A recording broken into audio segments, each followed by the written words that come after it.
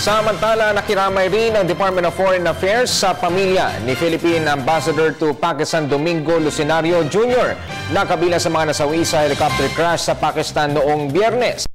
Foreign Affairs spokesperson Charles Jose, ang biyahe ni Lucenario at ilan pang envoy ay may kaugnayan sa kanilang trabaho. Sa Miyerkules, inaasahang darating ang mga labi ni Lucenario sa Villamor Air Base at bibigyan ito ng arrival honors. Sa ngayon ay hinihintay pa ng ating bansa ang ulat ng gobyerno ng Pakistan ukol sa dahilan ng pagbagsak ng helicopter matapos ang pagsasagawa ng site inspection at forensic report. The Ambassador Domingo Lucenario Jr. are arriving in Manila on Wednesday, May 13 at 7 o'clock in the morning at the Villamor Air Base.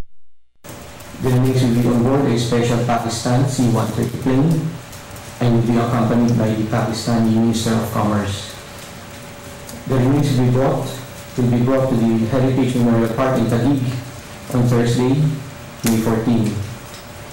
A memorial service for Ambassador Lucenario will be held at the DFA on Friday, May 15,